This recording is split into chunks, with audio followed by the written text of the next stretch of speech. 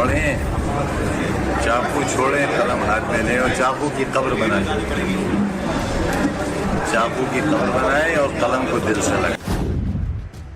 रस्सी जल गई, बल चला गया, रुतबा खत्म हो गया, रुबाब चला गया, नवाबी भी चली गई, विधायकी चली गई, सियासत पर फुल स्टॉप लगा दिया, जेल की हवा खानी पड़ी, सवालिया निशान लग गया, जेल भी जाना पड़ा। लेकिन अब भी आजम के पास एक चीज बची है और वो है आजम का डायलॉग। बस पढ़ें, चाकू छोड़ें, कलम हाथ में लें और चाकू की कब्र बनाएं। चाकू की कब्र बनाएं और कलम को दिल से लगाएं। यूपी के सियासी हलकों में एक कहावत है कि आजम की जुबान रामपुरी चाकू से भी तेज चलती है और अपनी जुबान के इस तीखी धार के कारण आजम की विधायकी चली गई। इसी धारदार जुबान के कारण आजम को जेल जाना पड़ा। उसी जुबान से आजम फिर अंगारे बरसा रहे हैं। अब कब्र खोदने की बात कर रहे हैं और कब्र उस चाकू की जिस चाकू से आजम की पहचान जुड़ी है। जो शहर अपनी बदनामियों से मशहूर था और रामपुरी चाकू से जाना जाता था, उसकी पहचान कलम से करा दी है। घटिया लोग चाहें कुछ भी साजिशें करें और एक बार फिर अगर रामपुर के बच्चों के हाथों में चाकू देना चाहेंगे तो हम ऐसा नहीं होने देंगे। वो चाकू जो बच्चों के हाथों में पकड़ाने की कोशिश की गई है, आने वाले वक्त में इंशाअल्लाह उसकी कब्र बनाएंगे। ये बात सच है कि आजम की डायलॉग डिलीवरी का कोई सानी नहीं। आजम जब भारी आवाज में डायलॉग में बोलते थे तो आजम के डायलॉग को पूरा यूपी सुनता था। मुस्लिम मोहल्लों में आजम की स्पीच वायरल होती थी। आजम के बयान का टेप बार बार सुनाया जाता था। स्वार की गलियां, स्वार की सड़कें और इसका विकास और बंटने वाला पैसा,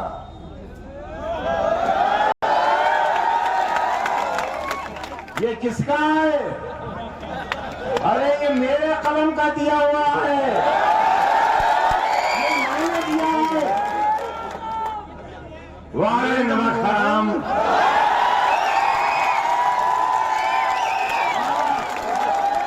अरे बरादरी की नाक कटवा दी।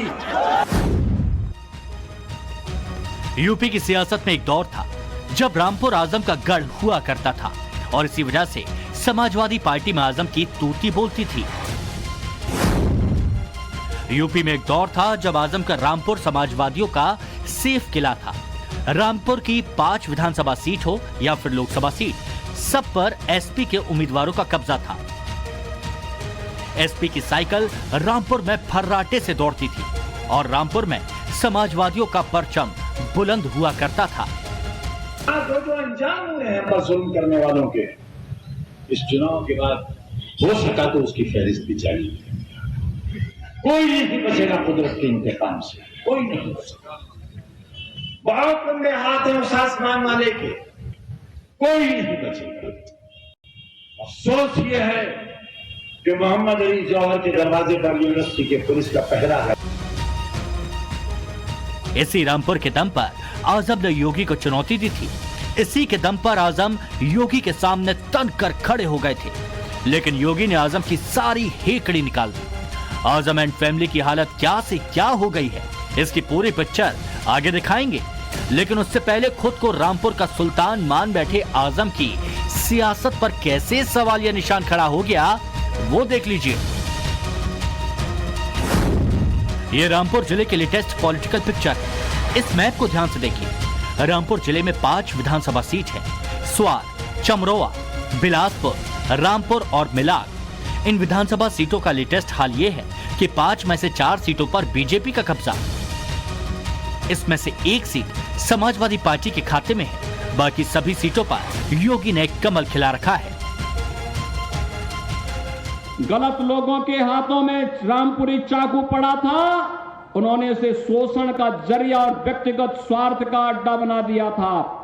लेकिन जब यही रामपुरी चाकू सकारात्मक हाथों में पड़ा तो भारतीय जनता पार्टी की डबल इंजन की सरकार ने इस रामपुरी चाकू का उपयोग कॉमन सामान्य नागरिकों को व्यापारियों को सुरक्षा प्रदान करने के तहत किया।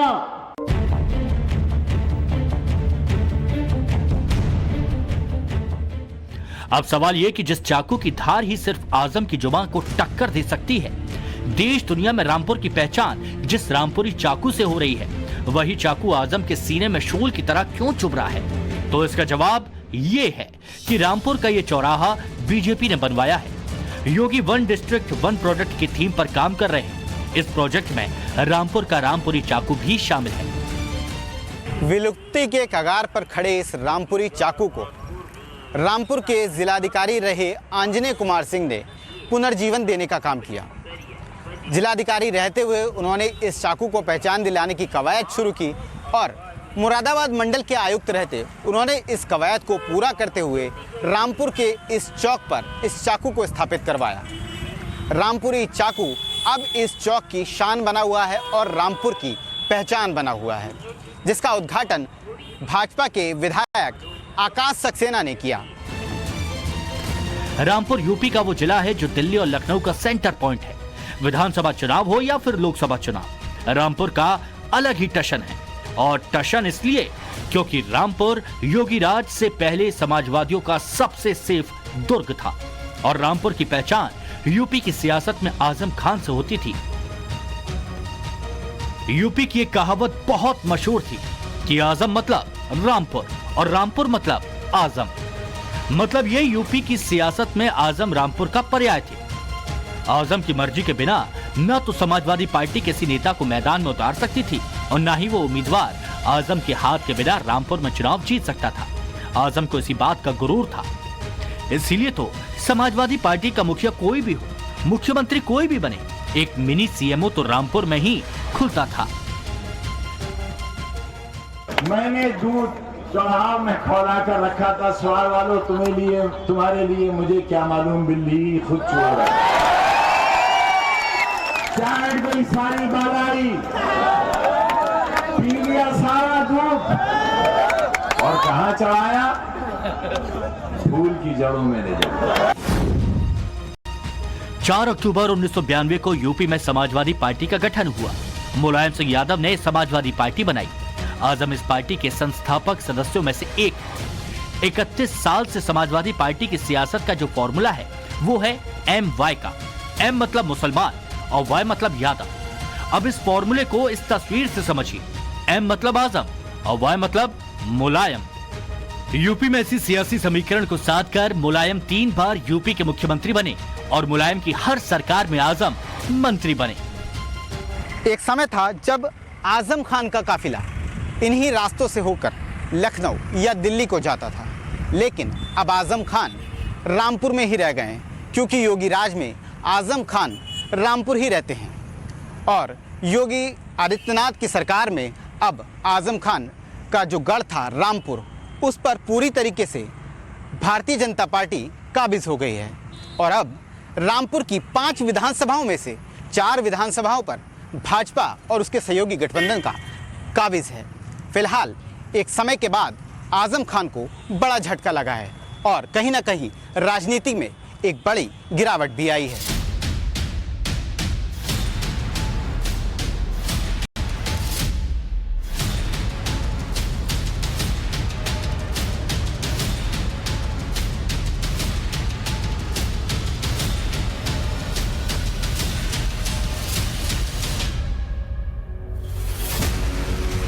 यूपी में 2024 के लिए हर पार्टी अपना अपना चुनावी युद्धाभ्यास कर रही है। बीजेपी अपनी तैयारी कर रही है, अखिलेश अपना तरकश तैयार कर रहे हैं। महारथियों की फौज 2024 के महासमर के लिए मैदान में उतर रही, अपनी अपनी ताकत दिखा रही। आजम भी 2024 के महायुद्ध की तैयारी में जुटे हैं और मैदान में उतरते ही आजम ने 2024 के लिए अपनी लाइन ले ली। रामपुर में रणभेरी बजा दी, लेकिन बीजेपी कह रही है कि रामपुर में रामराज जा चुका है और आगे भी रामपुर में भगवा पताका ही लहराएगा। सपा में नारा चलता था, जिस गाड़ी में सपा का झंडा समझ लो उसमें बैठा गुंडा, तो उनको गुंडई वाली भाषा आती है। रामपुर शहर, जिस शहर से नेता है वो रामपुर नाम है उसका। अगर उस पर ध्यान दिए होते तो कम से कम राम की थोड़ी सी मर्यादा सीख गए होते। लेकिन दुर्भाग्य है कि वो मुलायम सिंह जी की पार्टी में है, समाजवादी पार्टी में है, तो उन्हें रामपुर की चाकू नजर आ रहा है। ये जरूर है कि भाई इस बार जो दुनिया जानती है बुलेट के ऊपर बैलेट की विजय होती है। वो बुलेट लेके चले, हम बैलेट लेके चले, देखिएगा उनकी जमानत जब्त होगी। आजम के बिना समाजवादी पार्टी का कोई कैबिनेट पूरा नहीं होता। कहा तो ये भी जाता है कि अगर समाजवादी सरकार में रामपुर का कोई शख्स लखनऊ चला आए तो बड़ी बात है, क्योंकि रामपुर में तो आजम का दफ्तर है जो खुद मिनी सीएमओ है। यही वजह है कि चुनावों में आजम जब उतरते हैं तो सियासी बेदखली का दर्द उनकी जुबान से छलकता है।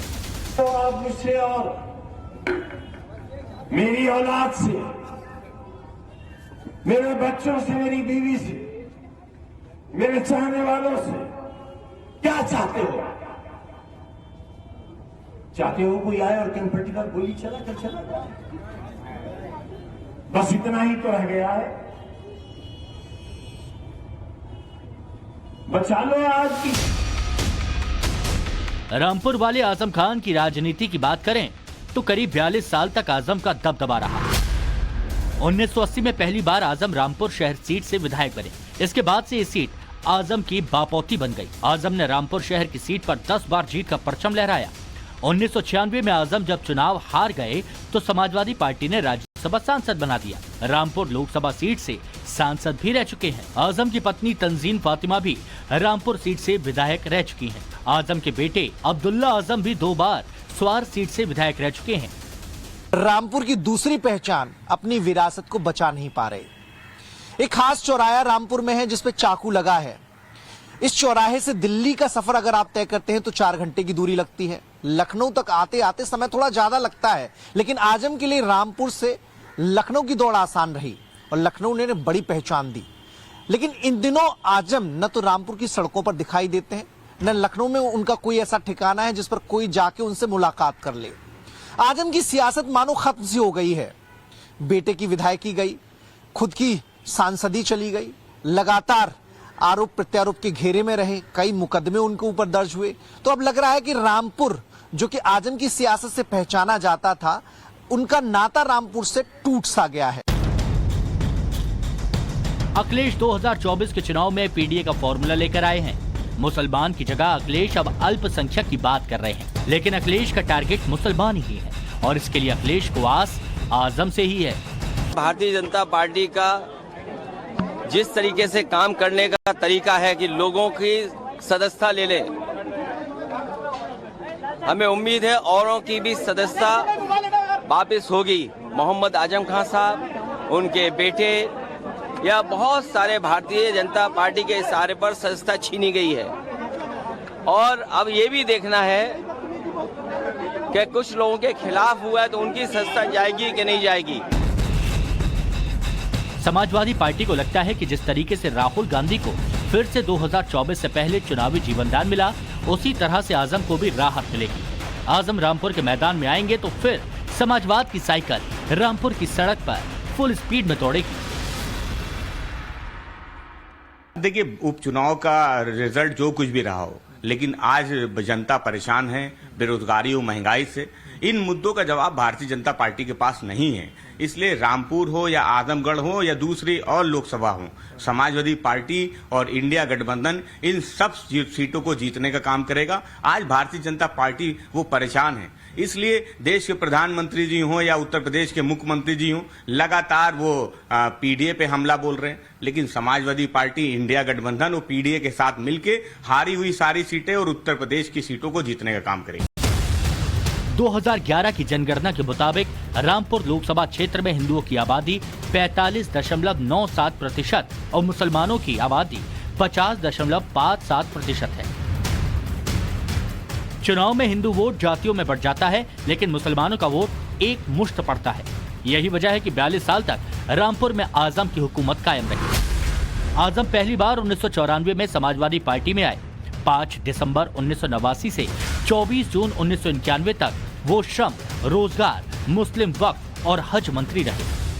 2003 से 13 मई 2007 तक संसदीय मामलों, शहरी विकास, जलापूर्ति, शहरी रोजगार एवं गरीबी उन्मूलन जैसी भारी भरकम मंत्रालय संभाले। 2012 में जब अखिलेश यादव ने सरकार बनाई तो आजम नगर विकास मंत्री बने।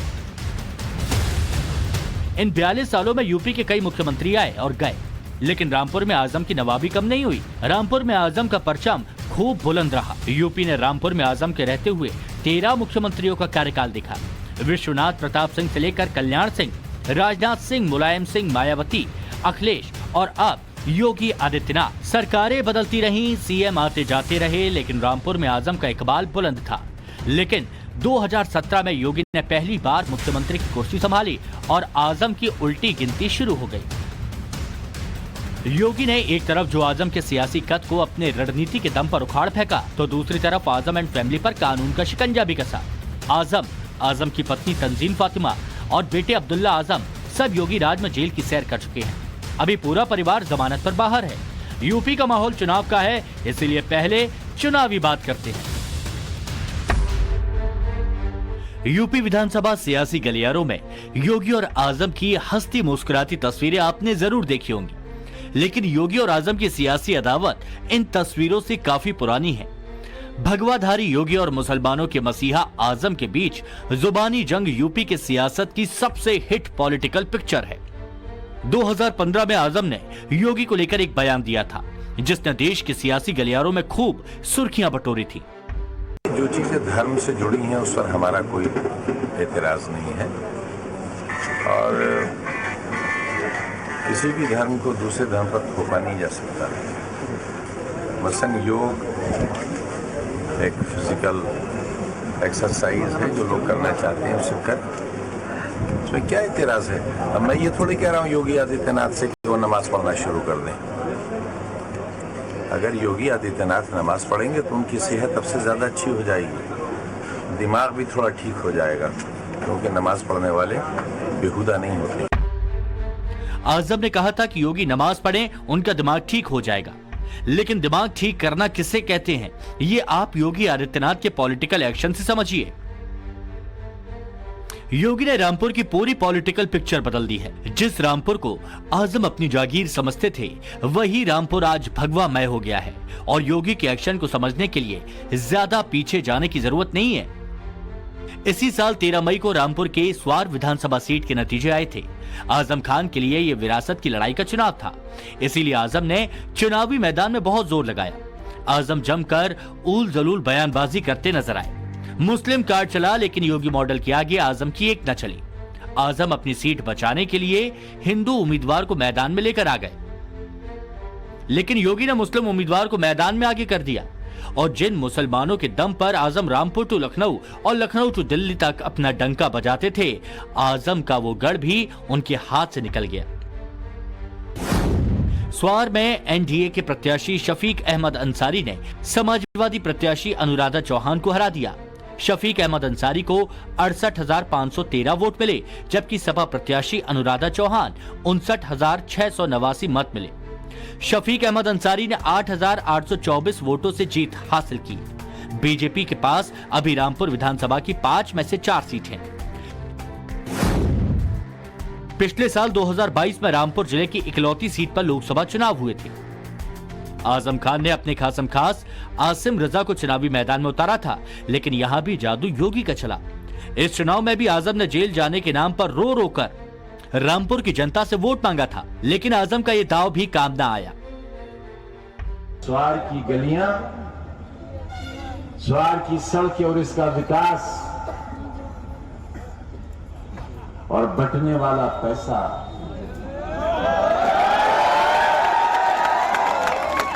ये किसका है?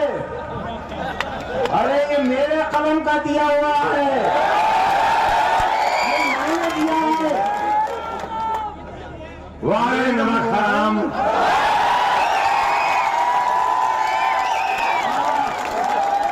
अरे बरादरी की नाक कटवा दी।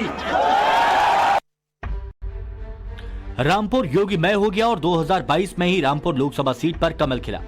बीजेपी प्रत्याशी घनश्याम लोधी ने 42,000 वोटों से बाजी मार ली।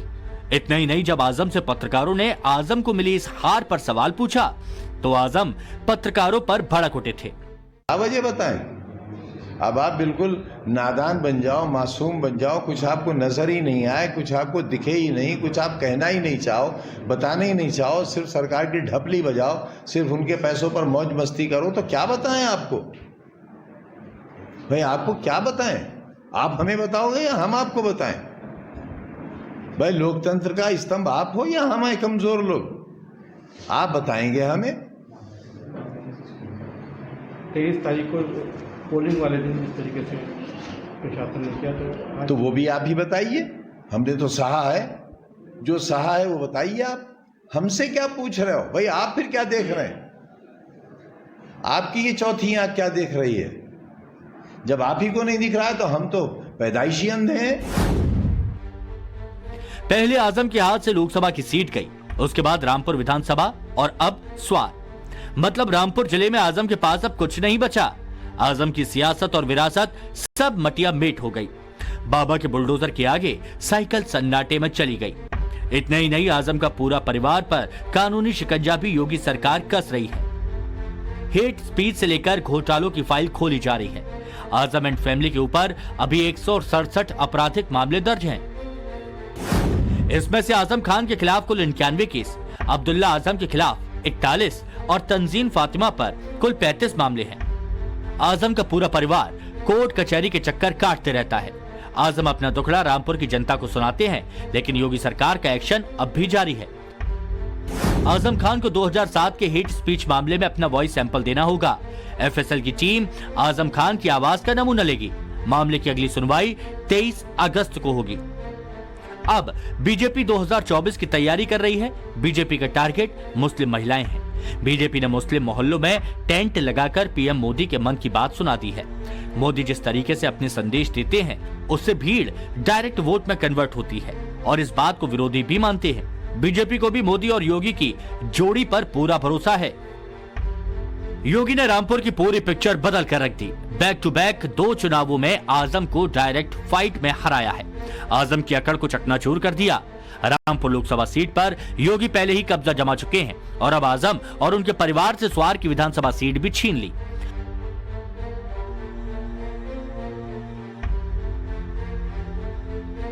यूपी में योगी ने विकास की ऐसी वेदी जलाई कि इस विकास की वेदी में आजम का सब कुछ स्वाहा हो गया। आजम की लुटिया पूरी तरह से डूब गई। आजम खान अर्श से फर्श पर आ गए। अब आजम के पास न सत्ता बची और न ही आजम के पास अब कोई सियासी विरासत।